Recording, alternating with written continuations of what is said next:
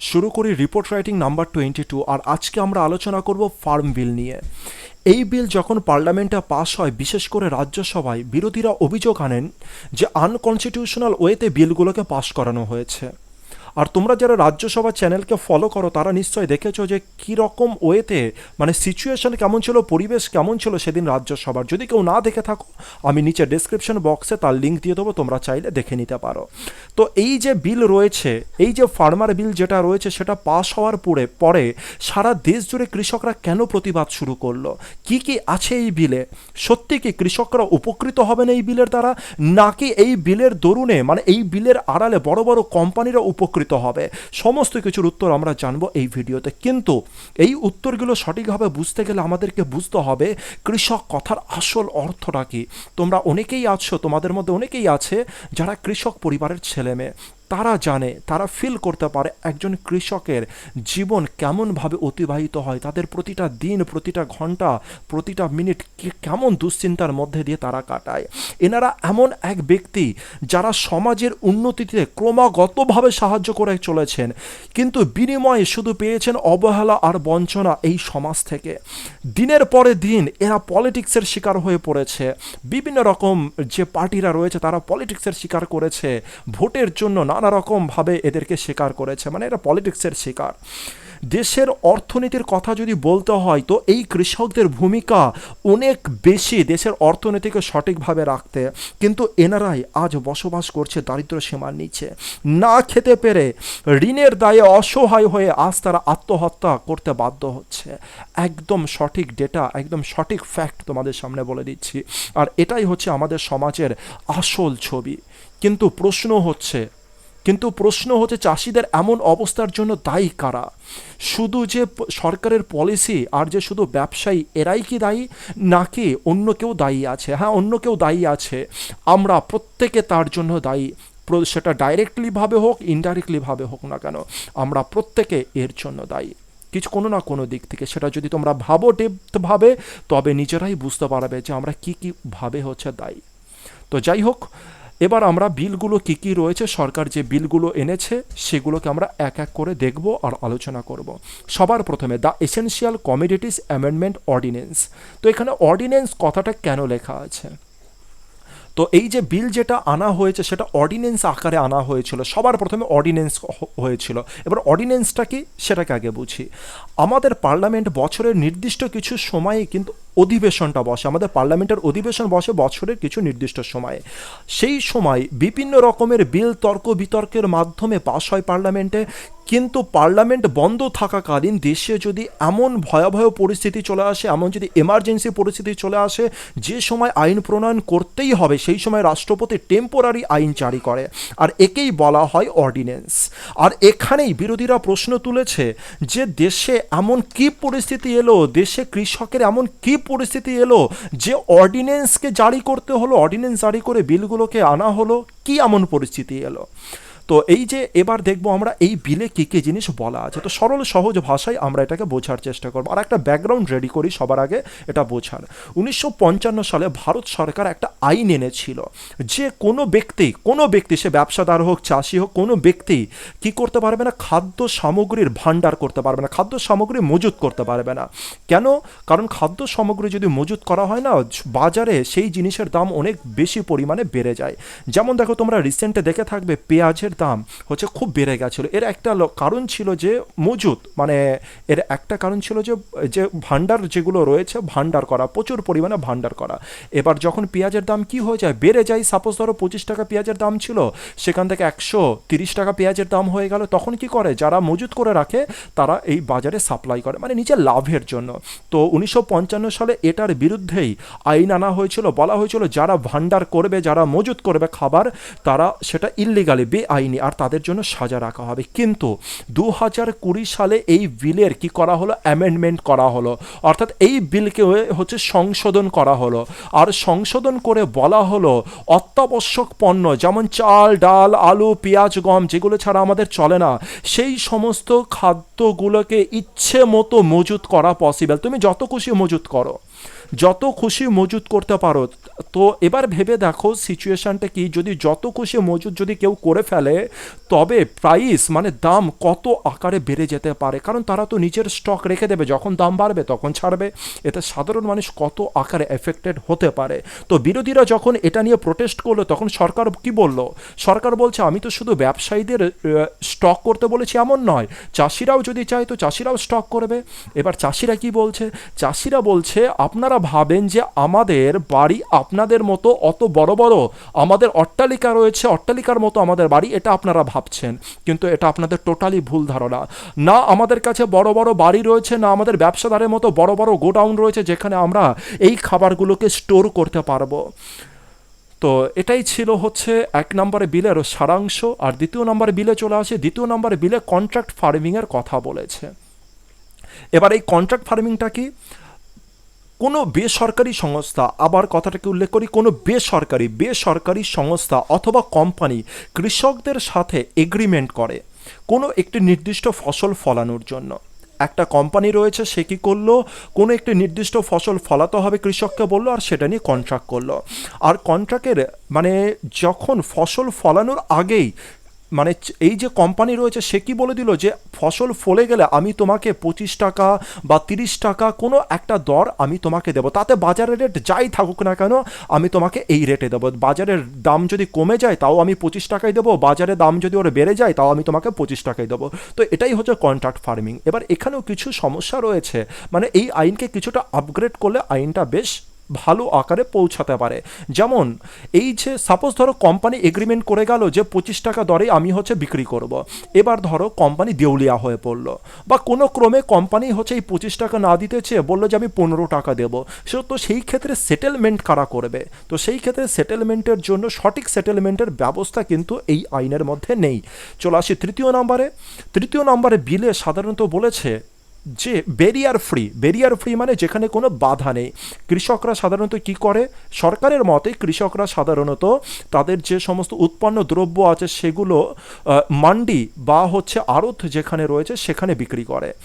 কিন্তু এবার এই তৃতীয় নম্বর বিলে এটা বলা হয়েছে যে কৃষকরা যেখানে খুশি তার দ্রব্য বিক্রি করতে পারে, নিজের রাজ্যের যে কোনো জায়গায়, শুধু রাজ্য নয় নিজের দেশের যে কোনো স্থানে তারা হচ্ছে এই জিনিসটা বিক্রি করতে পারে। চলে আসি পরের পয়েন্টের দিকে। আরও একটা ইম্পর্টেন্ট টার্ম আছে যেটা হচ্ছে এমএসপি। এমএসপি মানে হচ্ছে মিনিমাম সাপোর্ট প্রাইস। এবার এই মিনিমাম সাপোর্ট প্রাইসটা কী জিনিস?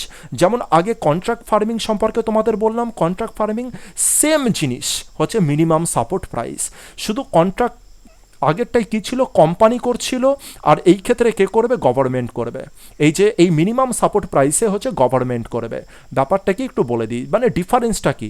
ডিফারেন্স হচ্ছে আগেরটাই ডিফারেন্স কী ছিল? দাম যদি বেড়েও যায়, সাপোজ ধরো গমের দাম 50 টাকা পার কেজি হয়ে গেছে বাজারে, কিন্তু কৃষকরা চাইলে এখানে বিক্রি করতে পারবে না, কৃষকদের কোম্পানিকে বিক্রি করতে হবে 25 টাকা দরে।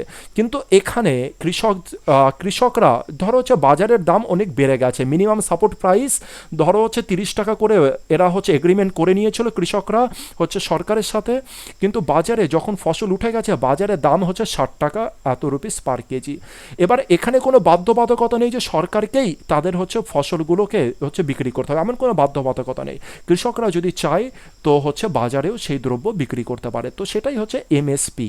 এমএসপি মানে মিনিমাম সাপোর্ট প্রাইস। যদি কখনো দাম পড়ে যায় তো সরকার মিনিমাম একটা প্রাইস দেবে, সেটা হচ্ছে আগে থেকে এগ্রিমেন্টটা করে রাখবে। এটাই সরকারের সাথে এগ্রিমেন্ট যদি হয় সেটাকেই বলা হচ্ছে মিনিমাম সাপোর্ট প্রাইস। তো এটাই চাষিরা ভাবছে যে এমএসপিকে ধীরে ধীরে করে সরকার কৌশলের মাধ্যমে কি করবে? সরিয়ে দেওয়ার চেষ্টা করবে, এটাই চাষিরা আর কি ভাবছে। আর এই কারণে সমস্ত জায়গায় কি চলছে, সারা দেশব্যাপী বলতে পারো একটা প্রোটেস্টের আবহাওয়া কিন্তু চলছে। আরও আরেকটা তোমাদেরকে ডেটা দেওয়ার চেষ্টা করি। 2001 থেকে 2019 সালের মধ্যে 32,605 জন চাষি হচ্ছে মারা গেছে, মানে সুইসাইড করেছে। মারা গেছে মানে কি? সুইসাইড করেছে। তো ভেবে দেখো যে একজন চাষি বা একজন ব্যক্তির কথাই ভাবো, চাষির কথা তো পরে ভাবো, একজন ব্যক্তি কখন সুইসাইড করে? যখন সে টোটালি অসহায় হয়ে পড়ে। আর এই চাষি যে সমাজের জন্য, আমাদের অর্থনীতির জন্য এত গুরুত্বপূর্ণ, যারা নিজের কথা ভেবে সারা দিন রাত ব্যাপী খেটে চলেছে, তারা কতটা অসহায় হয়ে সুইসাইড করতে পারে একবার ভেবে দেখো। আর এই নাম্বারটা দেখো কত বেশি পরিমাণের নাম্বার, কত বেশি পরিমাণে। আর 2005 থেকে 2015 থেকে 19-এর ডেটাটা এখানে রয়েছে, তোমরা দেখে নিও। তো এইগুলোকে একটু রিয়েলাইজ করা আমাদের দরকার আছে একজন দায়িত্বশীল নাগরিক হিসাবে। যাই হোক, পয়েন্টের দিকে আমরা চলে আসি। আর পয়েন্টে আমি তোমাদেরকে এটা বারবার করে বলেছিলাম, সেটা রিপোর্ট রাইটিংয়ের পয়েন্ট হোক বা প্রেসির প্যাসেজ হোক, আমরা যখনই পড়বো মনোযোগটা 100% দিয়ে পড়বো, যাতে কি হয় আমরা একবার পড়েই যাতে টোটাল জিনিসকে বুঝতে পারি, দ্বিতীয়বার যেন আমাদের পড়তে না হয়। তো শুরু করা যায়। The 3 bills approved by president Ramnath Kovind on Sunday. এই যে 3খানা বিল যেটা রয়েছে, এটা প্রেসিডেন্ট রামনাথ কোবিন্দ কি করেছে? অ্যাপ্রুভ করেছে। কবে? সানডেতে। দ্য 3 bills আর 3খানা বিল কি কি? এবার 3খানা বিল কি কি, এটা এখান থেকে এই পর্যন্ত রয়েছে 3খানা বিলের নাম। এরপরে কি দিয়েছে? Government reaction. গভর্নমেন্ট কি করছে? এই বিল পাস হওয়ার পরে গভর্নমেন্ট কি রিয়াকশন দিয়েছে সেটা জানতে চেয়েছে। তারপরে দিয়েছে ওভার 50,000 ফার্মার্স প্রোটেস্ট। 50,000-এর বেশি ফার্মার কি করছে? প্রোটেস্ট করছে।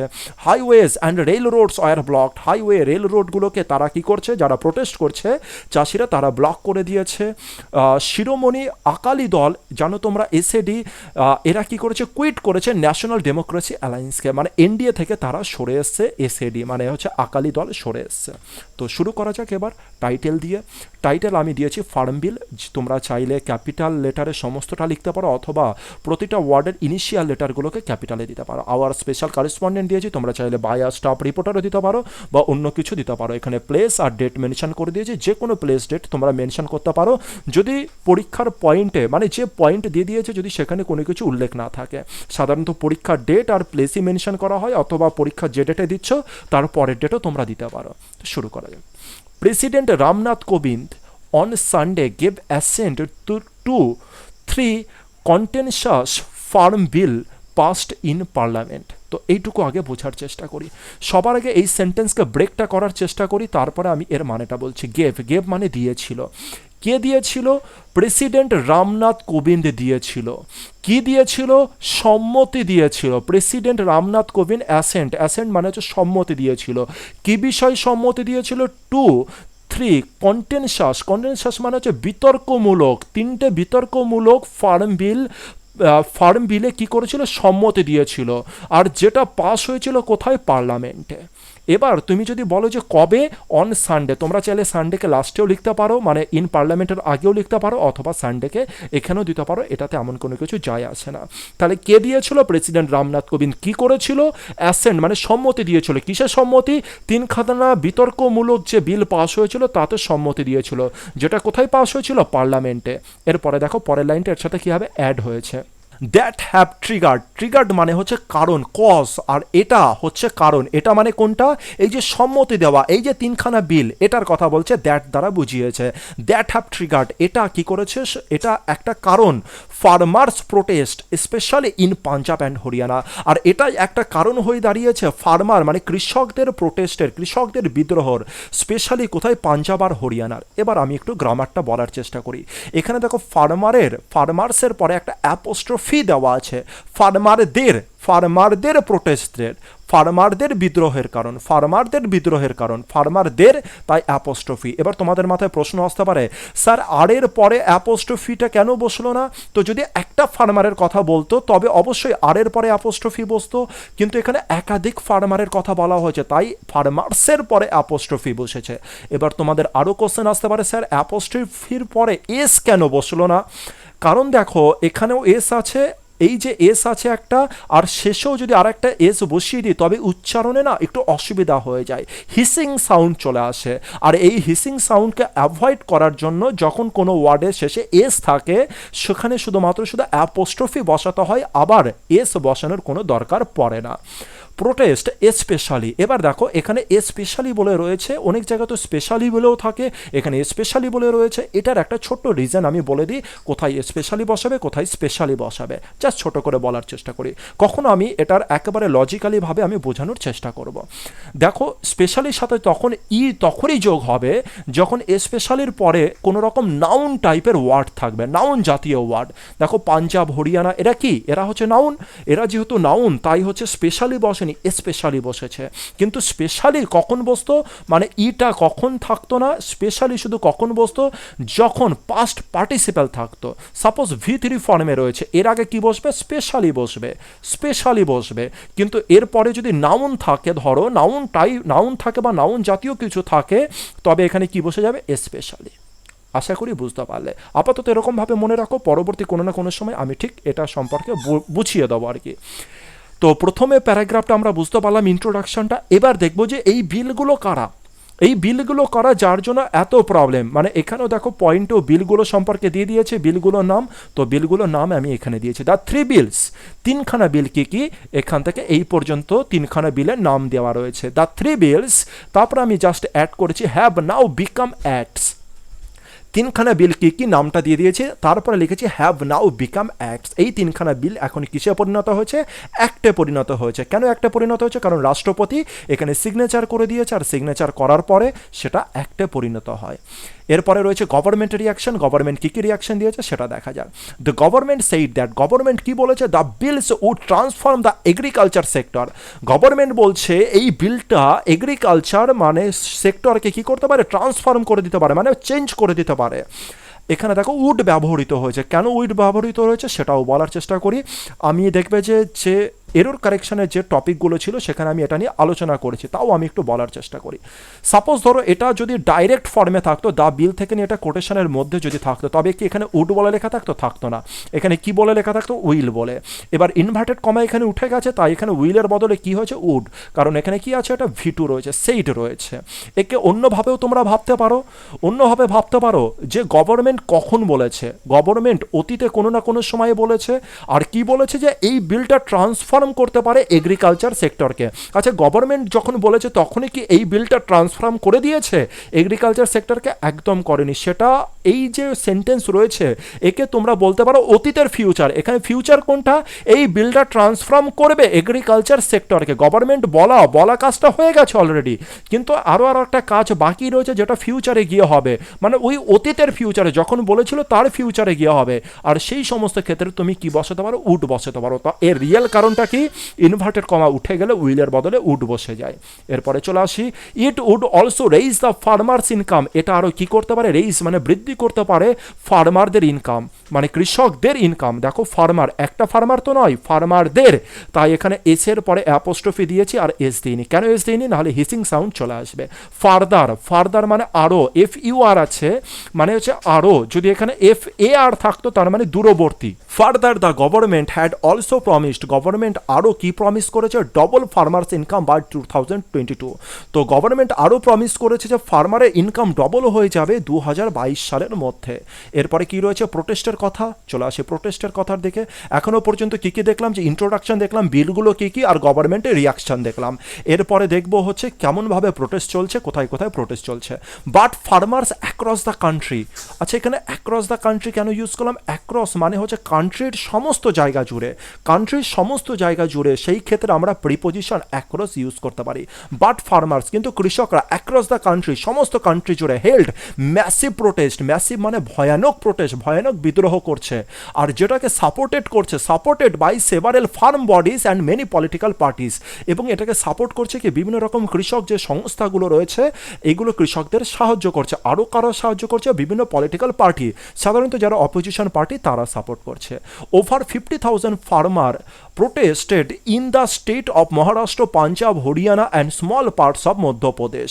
দেখতে পাচ্ছি 50,000-এর উপরে যে কৃষকরা রয়েছে, সাধারণত তারা কোথাকার, মহারাষ্ট্র, পাঞ্জাব, হরিয়ানা আর মধ্যপ্রদেশের কিছু অংশের। Highway, railroads were blocked in many places. Highway আর রেল রোডকে কি করা হচ্ছে, ব্লক করা হচ্ছে, বন্ধ করা হচ্ছে বিভিন্ন জায়গায়। এবার দেখো এখানে কি রয়েছে, ওয়ার রয়েছে। ওয়ার মানে বি ভার্ব, আর বি ভার্বের পরে ব্লকড মানে হচ্ছে V3। আর যখনই বি ভার্বের পরে V3 থাকবে তাকে আমরা কি বলবো, তাকে আমরা প্যাসিভে বলবো, যেটা প্যাসিভে রয়েছে। হাইওয়ে আর রেল রোডকে বন্ধ করা হয়েছে বিভিন্ন জায়গাতে। আরও একখানে জিনিস দেখো, ওয়ার, এখানে ওয়ার কেন হলো, কারণ এরা কিসে রয়েছে, প্লুরালে রয়েছে। হাইওয়েজ আর রেল রোড, এটা প্লুরাল, তাই এখানে ভার্ব প্লুরাল হলো। এরপরে চলে আসি পরের পার্টে, প্রোটেস্টস মানে হচ্ছে বিদ্রোহ হ্যাড ইন্টেন্সিফাইড মানে আরো তীব্র আকারে নিল, ফার্দার মানে আরো in the north Indian state মানে উত্তর ভারতে যে রাজ্যগুলো রয়েছে সেখানে আরো মানে এই যে প্রোটেস্টটা আরো উচ্চ আকার মানে আরো তীব্র আকারে নিল। কখন? হোয়েন মানে যখন the bills were passed via voice vote in Rajya Sabha. তো যখন এই যে বিলগুলো রয়েছে এই বিলগুলো যখন পাস হলো রাজ্যসভাতে, কিসের মাধ্যমে? ভয়েস ভোটের মাধ্যমে যখন এই বিলগুলো পাস হলো সেই সময়। এবার প্রশ্ন আসছে ভয়েস ভোট মানে কি? ভয়েস ভোট মানে হচ্ছে সাপোজ ধরো এটা রাজ্যসভা, এই রাজ্যসভাতে এখানে এখানে চেয়ারম্যান বসে রয়েছে, আর এখানে সমস্ত এমপিরা বসে রয়েছে। এবার এই চেয়ারম্যান জিজ্ঞাসা করলো যে এই বিলটা পাস করাতে কার কার সম্মতি রয়েছে। এবার যার যার সম্মতি থাকবে সবাই বলবে যে আমার সম্মতি রয়েছে। মানে চেয়ারম্যান সেটাকে শুনবে যে কত জনারা বলল বা কত উচ্চ আওয়াজে এই কথাটা শোনা গেল যে আমার সম্মতি রয়েছে। তারপরে কি রয়েছে, আবার এই চেয়ারম্যান জিজ্ঞাসা করবে কজনার অসম্মতি রয়েছে এই বিল পাস করাতে। তখন আবার কি করবে, যারা যারা অসম্মত মানে যারা যারা রাজি নয় তারা বলবে আমরা রাজি নয়। চেয়ারম্যান আবার ওই আওয়াজটা শুনবে, আর চেয়ারম্যান ডিসিশন নেবে কোন আওয়াজটা বেশি জোরে তার কানের মধ্যে পৌঁছেছে। যে আওয়াজটা বেশি জোরে হবে সেই পার্টি জিতে যাবে। মানে যারা বলবে যে যদি এই আওয়াজটা জোরে আসে যে আমরা চাই না, আমরা এটা করতে রাজি নই, তাহলে হচ্ছে এই যে বিল রয়েছে সেটা পাস হবে না। যদি যারা অন্য বিপক্ষ দল যদি বলে যে না আমরা চাই, এই আওয়াজটা যদি জোরে আসে তবে পাস হয়ে যাবে বিলটা। কিন্তু এই যে ব্যাপারটা রয়েছে ভয়েস ভোট, এটা সাধারণত না কখন করা হয়, যখন মেজরিটি থাকে কোনো বিল সম্পর্কে। সাপোজ ধরো একটা বিল পেশ করা হবে, সেখানে 95% ব্যক্তিরা কি বলছে আমরা বিলটাকে চাই, আর 5% বলছে আমরা চাই না, সেই ক্ষেত্রে ভয়েস ভোট ঠিক আছে। কিন্তু রাজ্যসভার সেই দিনের সিচুয়েশনটা এরকম ছিল না, সেই দিনের সিচুয়েশন আলাদা ছিল। সেই দিন বলতে পারো প্রায় সমান সমান ব্যক্তিরা ছিল, একজনা চাইছিল এটা আর একজনা চাইছিল অন্য। আর সেই ক্ষেত্রে রাজ্যসভার চেয়ারম্যান যিনি রয়েছেন তিনি বললেন যে ভয়েস ভোটের মাধ্যমেই তিনি ডিসিশন নিয়ে নিলেন। মানে তিনি বললেন যে ভয়েস ভোটই এনাফ, আর কোনো কিছু লাগবে না। কিন্তু রাজ্যসভার এটা নিয়ম আছে, ভয়েস ভোটের মাধ্যমে যদি কোনো ডিসিশন নেওয়া হয় আর সেই রাজ্যসভায় উপস্থিত কোনো মন্ত্রী মানে এমপি যদি সেখানে অবজেকশন জানায় যে আমি ভয়েস ভোটে স্যাটিসফাই নই, তবে রাজ্যসভার চেয়ারম্যান অন্য কোনো পদ্ধতি অবলম্বন করতে বাধ্য। মানে ভয়েস ভোট নয়, তখন অন্য কোনো পদ্ধতিতে ভোটাভুটি করা হবে, সেটা ডিভিশন হোক বা হাত তুলে হোক, দাঁড়িয়ে হোক। মানে সবাইকে বললো দাঁড়াতে, যতজন তোমরা এগ্রি আছো তারা দাঁড়িয়ে পড়ে, তখন কাউন্ট করা হবে, তারপরে ডিসিশনটা নেওয়া হবে। আর এখানেও সেই দিনও এটা বলা হয়, তোমরা এটা ভিডিও তো দেখতে পাবে, সেদিনও এই জিনিস বলা হয় যে হচ্ছে রাজ্যসভার বিপক্ষ দলের যারা তারা হচ্ছে বিরোধ করে, বলে যে আমরা ভয়েস ভোট মানবো না, আপনি হচ্ছে ডিভিশন করান। কিন্তু সেদিন যে চেয়ারম্যান ছিলেন তিনি কোনো মতেই কোনো রকমভাবে সেটা মান্যতা দেননি, আর ভয়েস ভোটের মাধ্যমেই বিলটাকে পাস করে দিয়েছিলেন। আর তার জন্যই নর্থ ইন্ডিয়াতে এই যে প্রোটেস্টটা আরও ইন্টেন্সিফাইড মানে আরও তীব্র আকার নিয়ে নিয়েছিল। এরপরে চলে আসে আকালি দল সম্পর্কে। ইভেন দ্য আকালি দল ইন্ডিয়াস ওল্ডেস্ট অ্যালাই মানে হচ্ছে যারা সাপোর্ট করে আর কি, সাপোর্টের দল, হ্যাড অন স্যাটারডে কুইট মানে হচ্ছে ছেড়ে দেওয়া দ্য ন্যাশনাল ডেমোক্রেটিক অ্যালায়েন্স মানে এনডিএকে ছেড়ে দিল over the contentious farm bill issue. তো যারা হচ্ছে শিরোমণি আকালি দল যে রয়েছে সে কী করলো, স্যাটারডেতে এনডিএর মানে সাথ তারা ছেড়ে দিল এই যে বিতর্কমূলক বিলের দরুন। তো আশা করি তোমরা মোটামুটি লেভেলে বুঝতে পেরেছো যে সবার প্রথমে আমরা কি রয়েছে কি ব্যাপারটা, তারপরে বিলগুলো কি কি, গভর্নমেন্টের রিয়াকশন, বিপক্ষ টিমের রিয়াকশন, ভয়েস ভোটের যে ব্যাপারটা রয়েছে এটাকে যদি তোমরা দিতে চাও তো দেবে, আর না দিতে চাইলে না দেবে। এটা ওয়ার্ডের উপরে ডিপেন্ড করবে আর তোমার নলেজের উপরে ডিপেন্ড করবে। আর তারপরে তো আকালি দলের সম্পর্কে পয়েন্টে দিয়ে দিয়েছে, তো সুতরাং এটা তোমাদেরকে দিতেই হবে। মানে মধ্যে কথা ডিপেন্ড করবে পয়েন্টের উপরে, পয়েন্ট যেমনভাবে বলবে সেই অনুসারে তোমাদের রিয়াকশন করতে হবে। সাপোজ ধরো নিচের এই 3টে লাইন না দেওয়া নেই, এবার শুধুমাত্র এখান থেকে নিয়ে এই পর্যন্ত তোমাদের দেওয়া আছে, সেই ক্ষেত্রে তোমাদের কি করণীয় ছিল, সেই ক্ষেত্রে তোমাদের প্রতিটা বিল সম্পর্কে অন্তত এক বা 2 লাইন করে তোমাদের লিখতে হতো। আর 1 লাইনে তুমি লিখতে, তারপরে গভর্নমেন্ট রিয়াকশন, তারপরে লিখতে হচ্ছে প্রোটেস্ট কীভাবে করেছে, এটা দিয়ে দিতে ব্যাস কমপ্লিট হয়ে যেত। তো ডিপেন্ড করবে পয়েন্টের উপরে। খুব ভালো করে এই টপিকটাকে হচ্ছে নিজের আয়ত্তে আনো, কারণ খুব ইম্পর্টেন্ট টপিক এটা আমাদের পরীক্ষার পয়েন্ট অফ ভিউ থেকে।